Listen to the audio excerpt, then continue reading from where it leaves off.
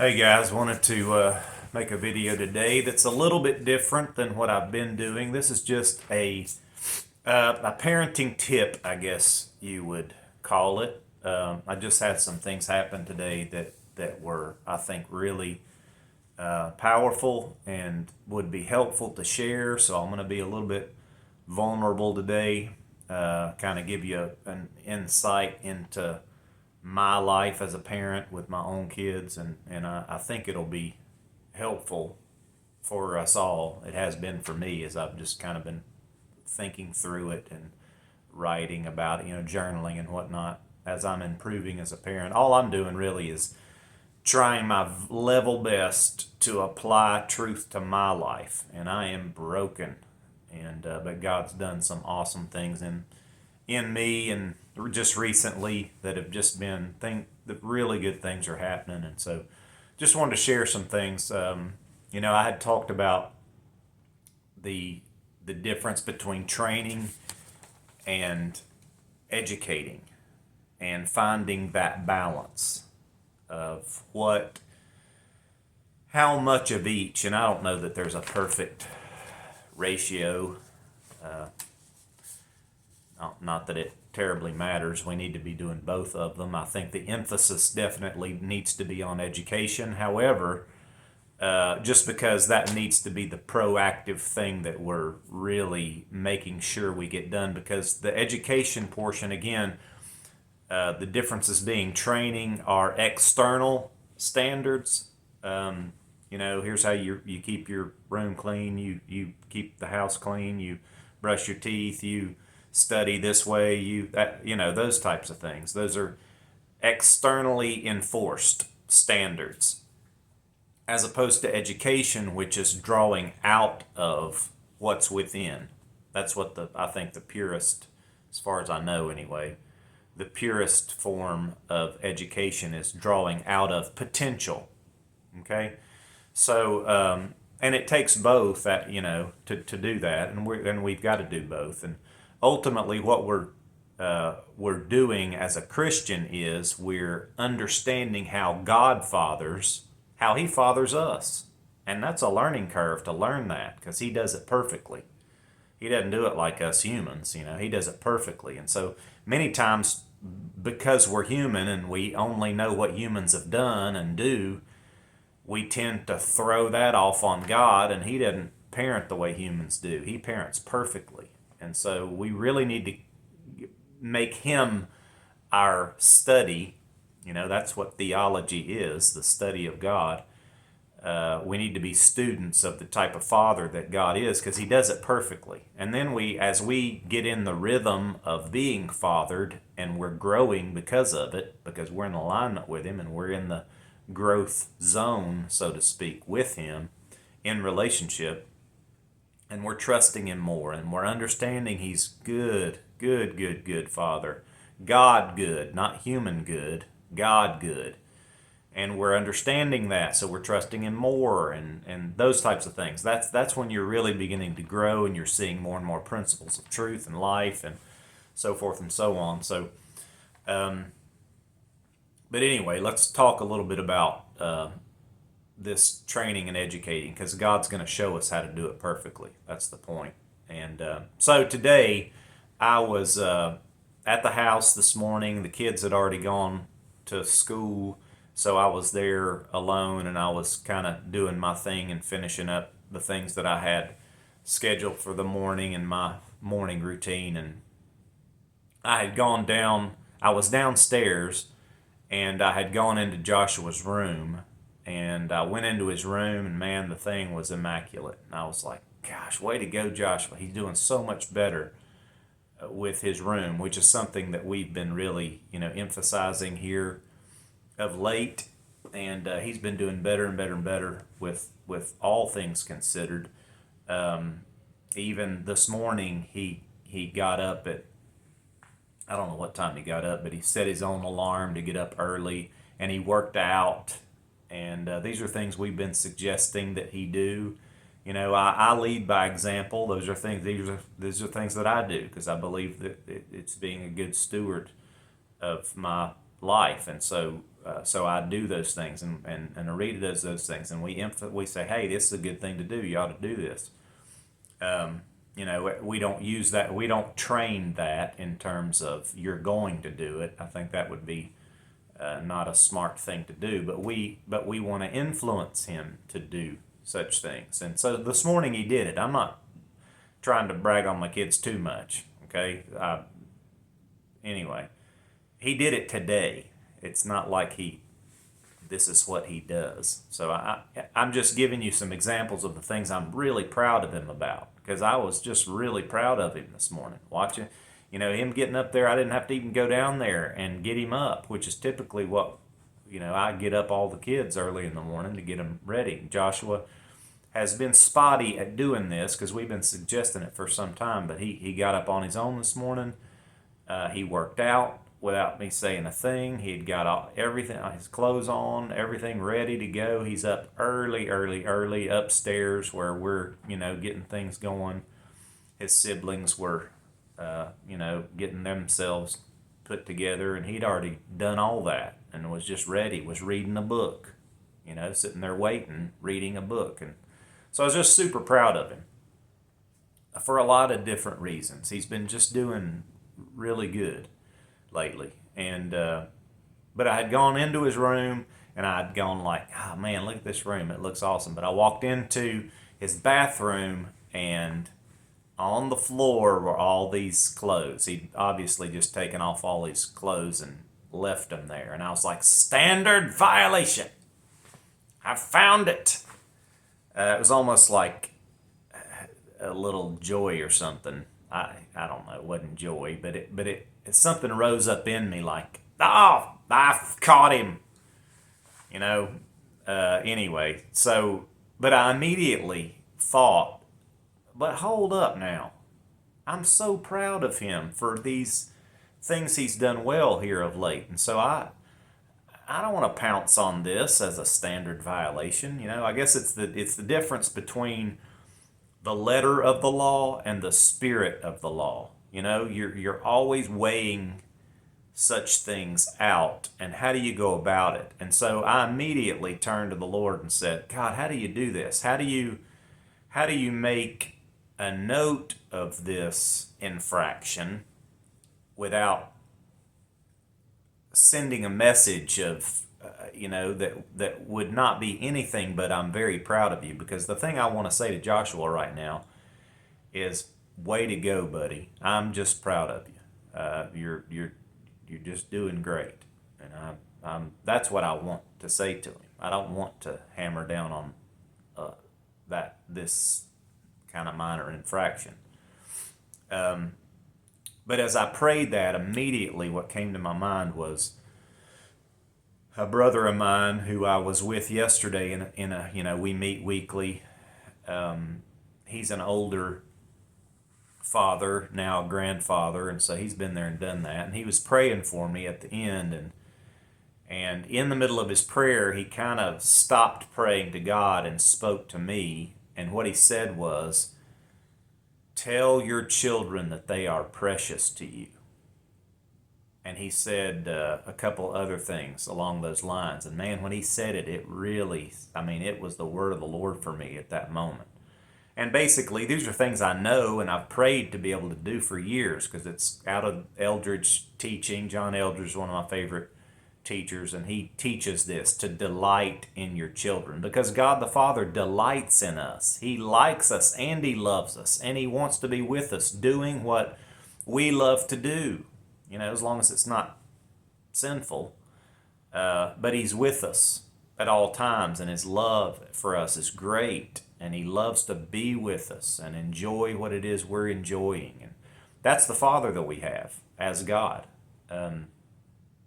And so, obviously, that's the type of father we want to be for our children. We want to delight in them, not in what they can do and what they can do for us, or how proficient they are, or how skillful they are.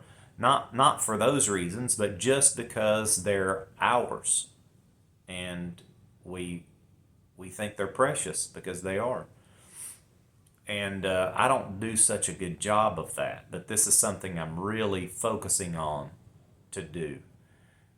And so when he said it, I had him, after the prayer was over, I said, hey man, text me what you just said, because I need to I need to write that down and focus on that.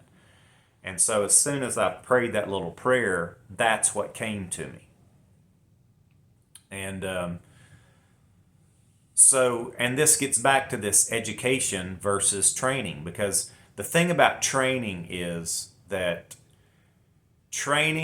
overtraining, holding high standards and hammering home at them too often, too hard, too fast maybe, has a way of damaging the heart connection. And the heart connection is what it's all about with children. You want to connect at the heart level.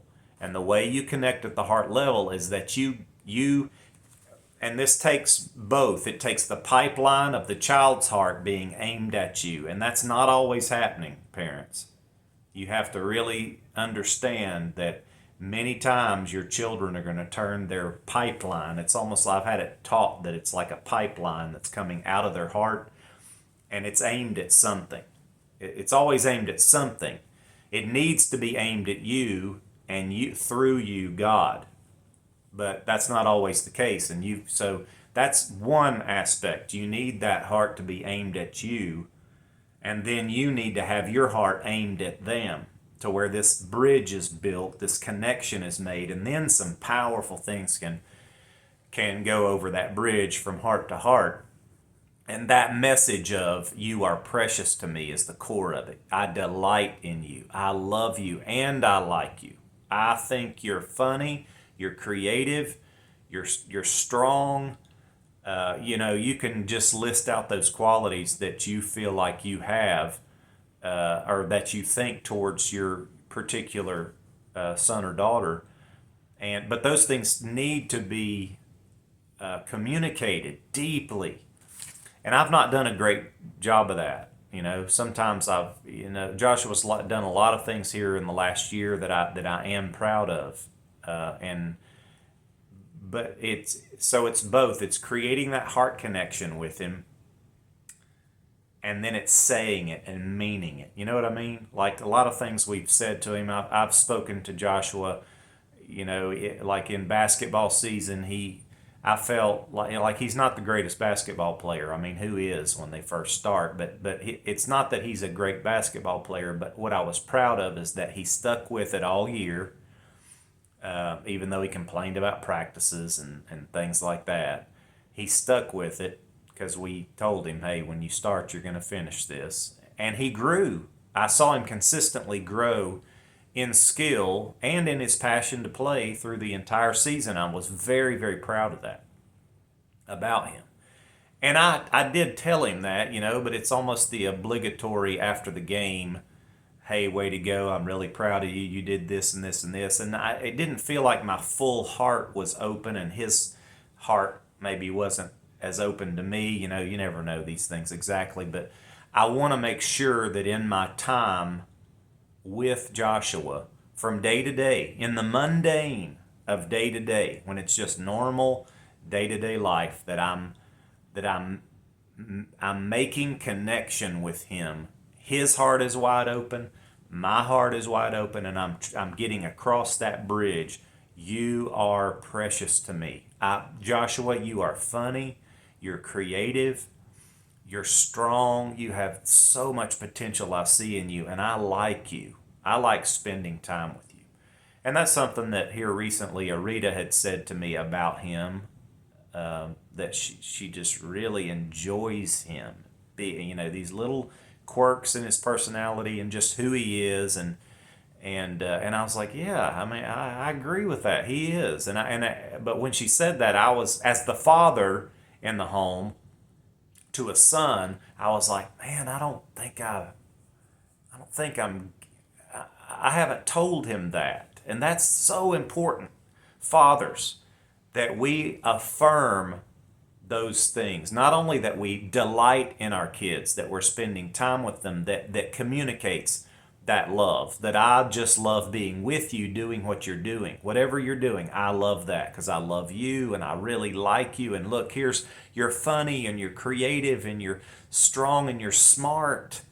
And, Joshua has good grade. I'm not here to brag about my kids. That's not, I hope y'all don't hear that at all. I'm just saying my son is insecure in a lot of ways. And if I, as a father, don't affirm in him those beautiful things that really are there, then he's going to continue to be insecure.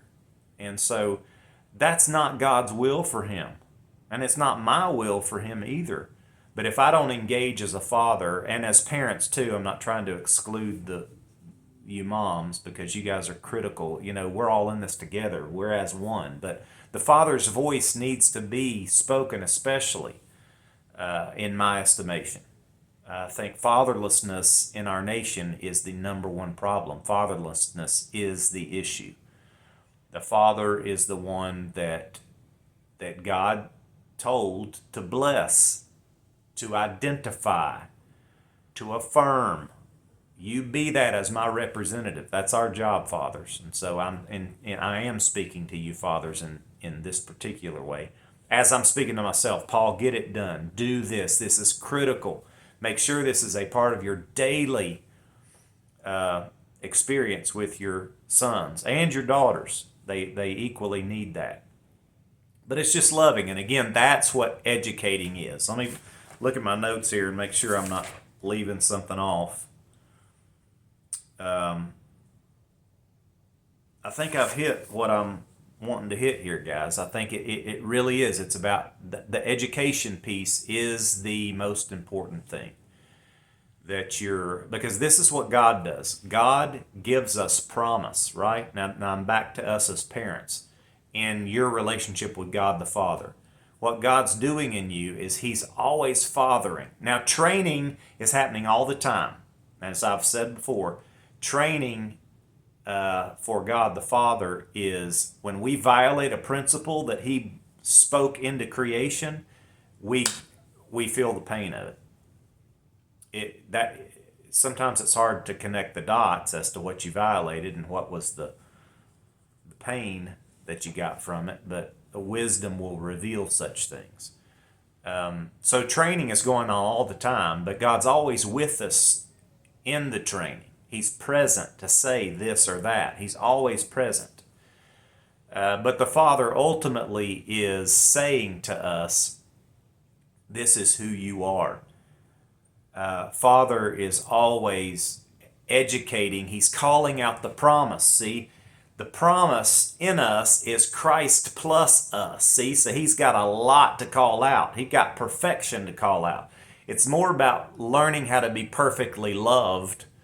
God's perfect love becomes a fuel, and then His voice identifies and calls out those beautiful, perfect things. Their promises is what they are. He's calling out the promises of God, and those things have been sealed in the blood of Christ and in His resurrection life and in the Word.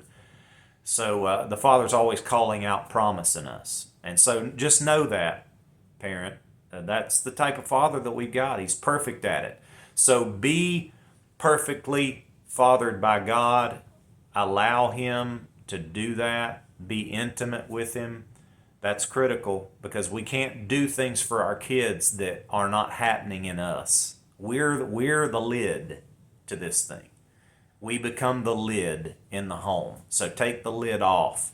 Let God take you everywhere He wants to take you.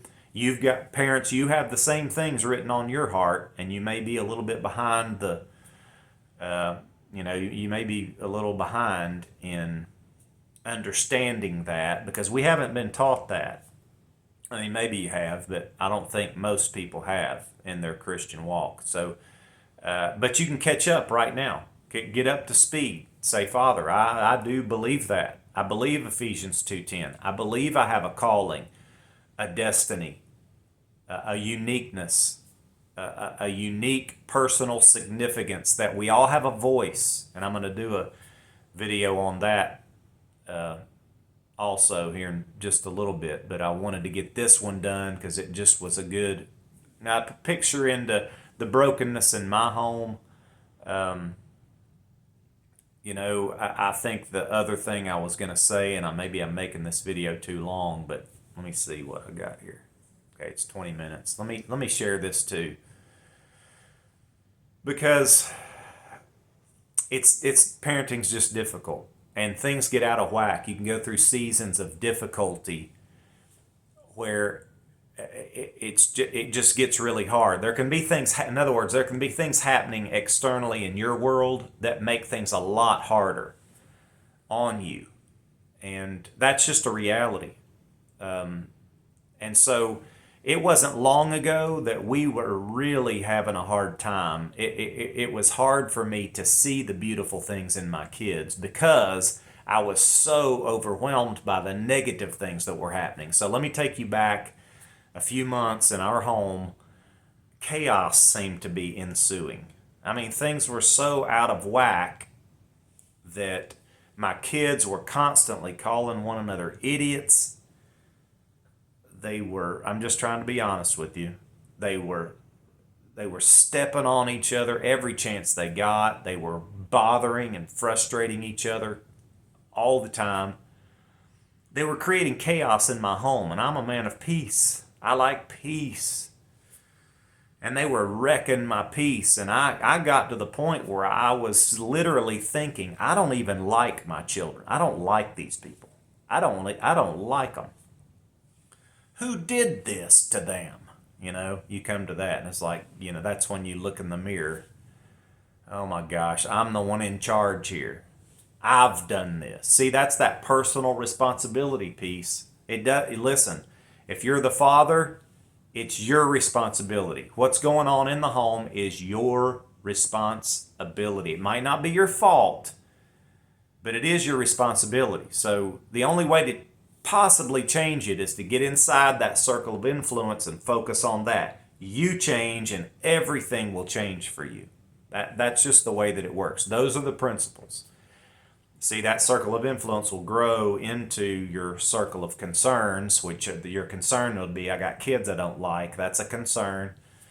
Okay, let's not focus on that. Let's focus on what can I do to change, because then I can influence these very influenceable kids, and I'm number one influencer, for good or for bad. So I wasn't doing my job as a parent, as a father, and so we began to implement some change into our weekly rhythm. And I'll do maybe some more videos on what weekly rhythm means, but basically we added some things into the week that we were doing. And some of those things were, we limited their tablet time, their internet time, to 1 hour a week on Saturdays. And they only got that, they had to earn that if they did the other things that we implemented, which was we implemented a daily 15 to 30 minute cleanup time, and they all had a section of the house that they had to do, and if they did that, they could earn their time. They also had to keep their room clean. They have their clothes are a responsibility, and everybody has their own wash day, and so forth and so on. I'm going to forget some of the things, but we implemented a family council meeting that we first started trying to do every night of the week, but that got difficult. We do it now we do it at least once a week, and usually it's on Sunday, because that's for us sort of the beginning of the next week, and we go over certain things, and I won't get into that in here, but early on it was rough. I mean, the family council meetings didn't go well. I would get so angry because they wouldn't cooperate. I mean, several of our early on meetings ended in spankings because I got so mad at their disrespect, or all that stuff. It was rough, but we were committed to sticking with this, that first you start something new like that and you do it badly, and then you get better at it the longer you do it. And so we were committed to working that out. I'm going to forget maybe some other things that we implemented, but here's what happened. It didn't take long for some positive things. I was sharing vision with them, more vision about God calls us to have this kind of a life, and here it is, and that we're a team, and we're working together. We are as one. All of us have responsibilities together. Everything we do is as team, and we're trying to bring that idea into focus and say it and say it and say it, because repetition's the mother of skill. That's one of those truisms. So we're trying to do that, and we were, and it started to take effect.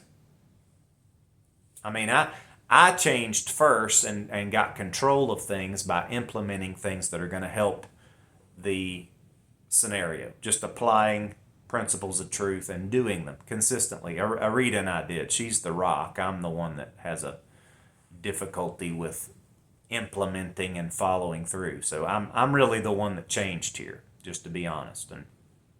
But pulled it off, began to do it, and immediately things began to get better and better and better and better. And the ebb and flow of life happens. You have the good days and the bad days and the highs and the lows, and that was still happening.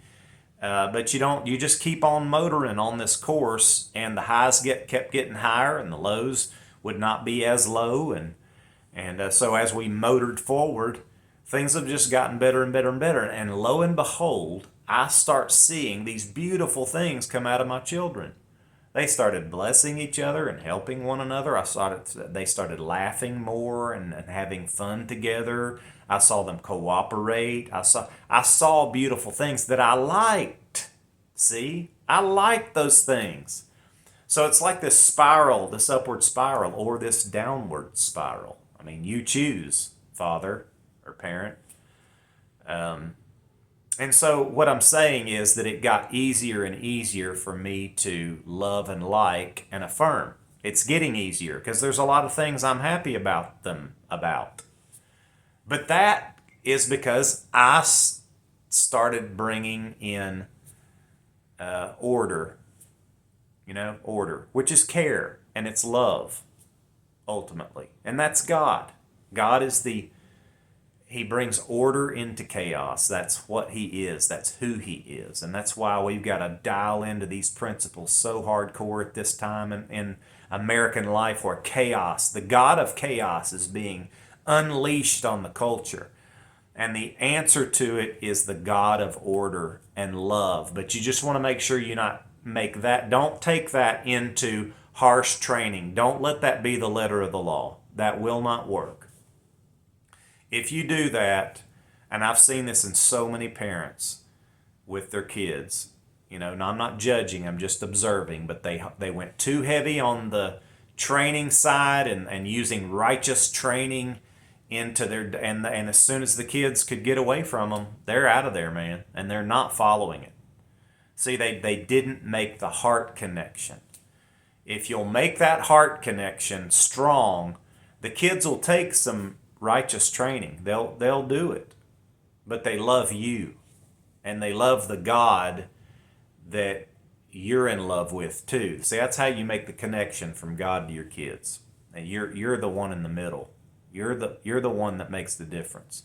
Either the flow of perfect love that's coming from God to you is somehow getting skewed through you to your kids, or you're bringing it as you're getting it, and the kids get it. That's the key, I think.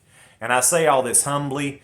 I'm a work in progress alongside you. We're in this together. I want us to have the most powerful kids that we could possibly imagine, and I want us all to be the greatest parents that we could possibly imagine. So I hope this was helpful.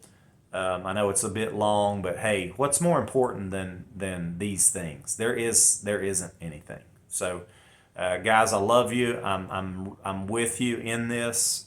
I bless you. Be an encouragement, and fathers, be a blessing. Bless your kids. Bless your home. Bless as you are blessed, and things will begin to go better and better. So here's to the future and an awesome vision of God doing amazing things in and through us. Be encouraged today. We'll talk to you soon. Bye-bye.